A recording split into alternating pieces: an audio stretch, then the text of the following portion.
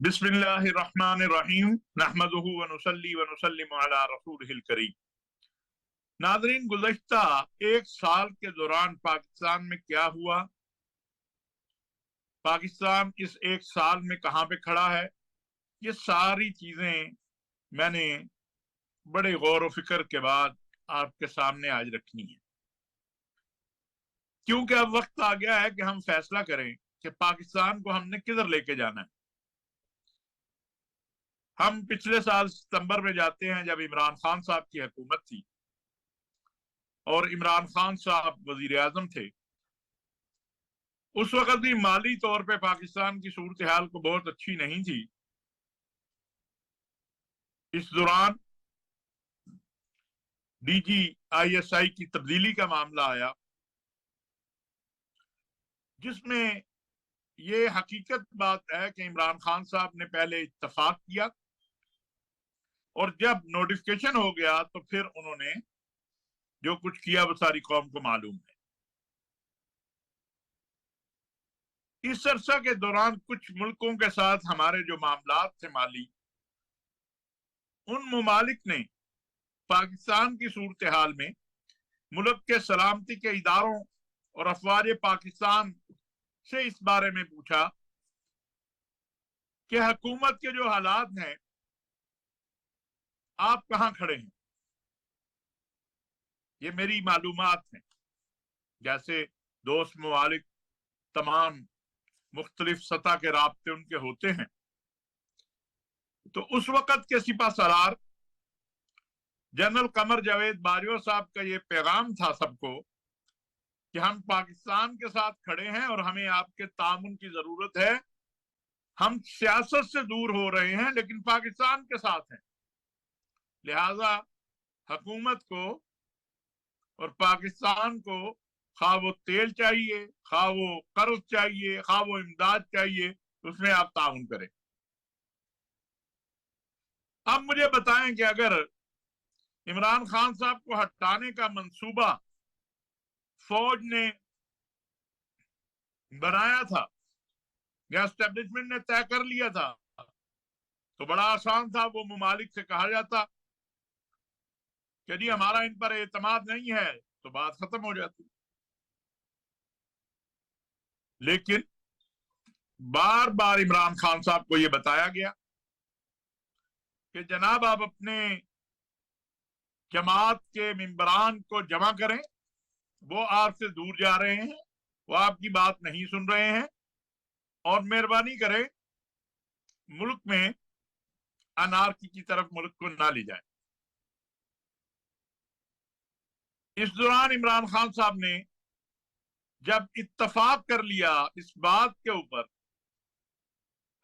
कि वो असेंबली तोड़ देंगे अगर PDM इलेक्शन पे राजी हो जाए, तो PDM ने यह बात मानने से इनकार किया और इमरान खान साहब का ये पैगाम जनरल कमर जावेद बाजवा और हमारे इदारों के जिम्मेदार लेकर गए। ये वजीर आजम का पैगाम था जो उसने आर्मी चीफ को दिया और वो ये पैगाम लेकर जब PDM की क़यादत के पास गए या उनके साथ मिले तो उन्होंने इनकार कर दिया कि नहीं, हम तो एक तरफ आप कह रहे हैं कि आप सियासत में नहीं है, तो फिर फैसला कौमी असम्बली में होगा, अज़्म एतमाद कामयाब या नाकाम वहां फैसला होगा। मैं खुद जाती तौर पे गवाह हूं, बहुत से लोगों ने इस दौरान इस्टेब्लिशमेंट के दरवाजे को खटखटाया, बहुत से लोगों ने इस दौरान हमारे सलामती के इदारों के दरवाजों को खटखटाया, लेकिन सब को यही जवाब दिया गया कि आप जाने और आपका काम जाने। हम बिल्कुल इस मामले में न्यूट्रल हैं। जब इमरान खान साहब को ये यकीन हो गया, उसके बाद उन्होंने न्यूट्रल को जानवर कह दिया। फिर मीर जाफर मीर सादक आ गया, फिर अमरीकी साजिश आ गई और उसके बाद से अब तक मुल्क के अंदर सियासी अदम इस्तेहकाम की कैफियत हमारे सामने। PDM ने जिन हालात में हुकूमत को संभाला, पाकिस्तान एक बार फिर डिफॉल्ट की तरफ जा रहा था। IMF से मुज़ाकरात बाकी तमाम चीजें। पीडीएम की जो हुकूमत थी उसके वजीर खजाना मिफ्ता इस्माइल साहब ने बातचीत शुरू की। हमारे कुछ दोस्त भी मुआवन थे कि चलें, लेकिन फिर एक वक्त आया कि जब पीडीएम की क़यादत और सब ने तय कर लिया कि चले इलेक्शन में जाते हैं। इस दौरान इमरान खान साहब ने, आपको याद होगा कि एक कॉल दे दी लॉन्ग मार्च की, और फिर सब ने यह तय कर लिया कि इलेक्शन में अगर जाना है तो इमरान खान साहब से ब्लैकमेल होकर नहीं जाना। इलेक्शन में तो हम जा रहे थे कि चले मुल्क के अंदर कोई बेहतरी आ जाए और ये अदम इस्तेहकाम सियासी ना आए। उसके बाद अगर हम देखते हैं तो रोजाना एक नई चीज आती। मैं आज ये बात कहना चाहता हूं कि जिस अंदाज से वजीर आजम मियां शहबाज शरीफ साहब ने अरब दोस्त ममालिक के साथ ताल्लुकात को आगे बढ़ाते हुए पाकिस्तान के लिए इन्वेस्टमेंट और पाकिस्तान के लिए ताउन मांगा, कहीं से इनकार नहीं हुआ। अब मसला यह है कि मुल्क में इस्तेहकाम होगा तो कोई इन्वेस्टमेंट आगे करेगा ना। रोजाना लॉन्ग मार्च होंगे, रोजाना जलसे होंगे, रोजाना धमकियां होंगी, असेंबलियां तोड़ने की बात होगी, तो कौन इन्वेस्टमेंट करेगा यहां आके? और जब ऐसे हालात हों तो आपकी करेंसी का जो हशर होता है और बाकी चीजों का जो मामला होता है वो कोई पाकिस्तान के साथ नहीं, पूरी दुनिया में ऐसा होता है। नहीं होना चाहिए। हमारे लोग गुर्बत की जिस सतह पे चले गए हैं उनको निकालने के लिए क्या सोचा गया है, इसका जवाब इमरान खान साहब के पास नहीं है। वो कहते हैं अच्छा गरीब हो गया, अंडा 50 रुपए का हो गया, आटा महंगा हो गया, इसका एक ही हल, इलेक्शन करा दें। बन्नू में हमारे जवान ऑपरेशन करते हैं, शहीद होते हैं, जख्मी होते हैं,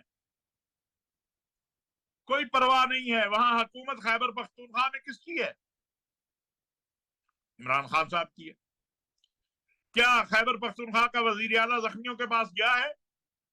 क्या खैबर पख्तूनख्वा का कोई वजीर शुहदा के घरों में गया है? नहीं है, लाहौर में बैठे। जब मफादात और मसलहतें अपनी जाती इनाएं मुल्क और वतन और कौम और शुहदा के खून से और गाजियों के खून से बड़ी हो जाए, फिर मसाइल बढ़ते जाते हैं, मसाइब बढ़ते जाते हैं। इस वक्त हम भी ऐसी सूरत हाल से दो चार हैं। इमरान खान साहब रोजाना एक नई थ्योरी पेश करते हैं, और मैं ये बात इसलिए आज कर रहा हूं, मैंने कभी इस अंदाज से बात नहीं की, आज इसलिए करना चाहता हूं कि कहीं पे तो ठहरे। आपने कहा हम असेंबलियां तोड़ने जा रहे हैं, हमने सबने आपसे गुजारिश की कि ना करें ऐसे। कितने महीनों से ये खेल जारी है,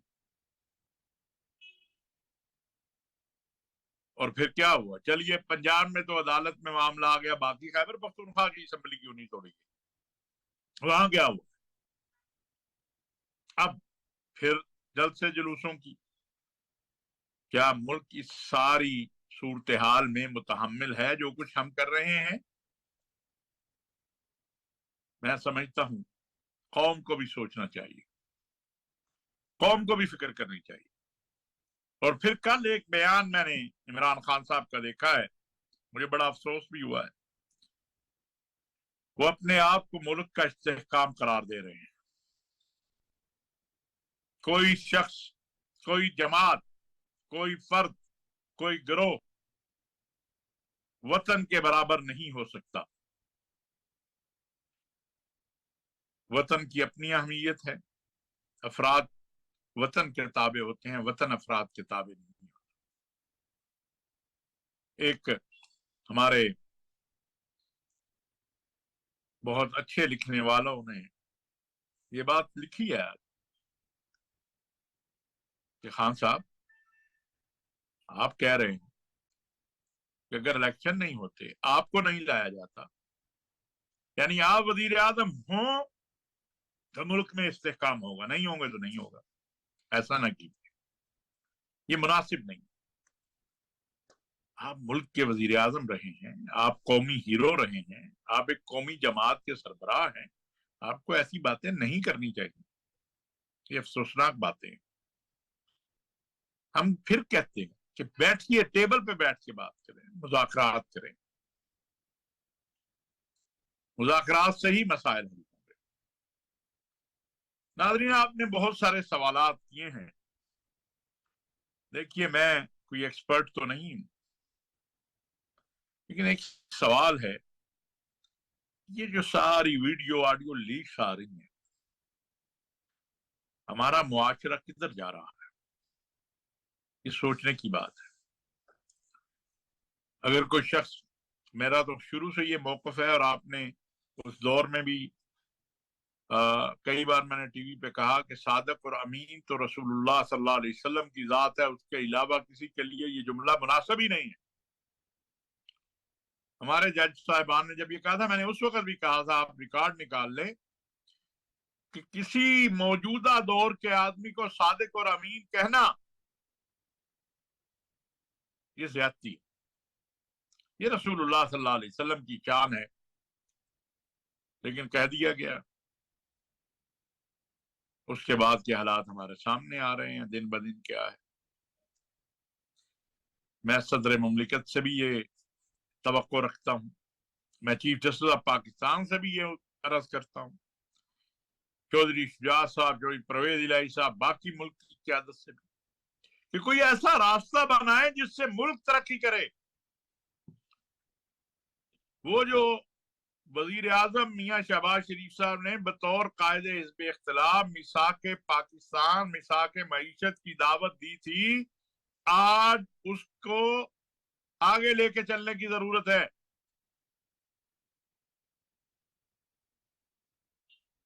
سوال تو بہت ہیں۔ ہمارے سیلاب زدگان 3 کروڑ کے قریب ہیں۔ عمران خان صاحب نے کتنا ان کے لیے کیا ہے، فنڈ کیے، ہم نے سنا، ٹی وی میں دیکھا، اس کے بعد کیا ہوا؟ کچھ نہیں۔ حکومت بار بار یہ بات کہتی ہے کہ یہ اتنا بڑا کرائسس ہے، اکیلی حکومت اس سے نہیں نمٹ سکتی، لیکن خان صاحب کی جماعت کی کوئی توجہ اس طرف نہیں ہے۔ ناظرین، یہ چند تلخ باتیں میں نے اس لیے کی ہیں کہ اب وقت آ گیا ہے کہ قوم فیصلہ کرے کہ ہم نے کس کے ساتھ کہاں پہ کھڑے ہونا ہے۔ کیا جو موجودہ دہشت گردی کی لہر ہے یہ تقاضا نہیں کرتی کہ ہم مل بیٹھے؟ اور اگر ہم کہیں گی چلیں جی الیکشن میں جاتے ہیں، خدا نہ خواستہ 2-4 جگہ کے اوپر دہشت گردی ہو گئی، تو اس خون کا ذمہ دار کون ہوگا؟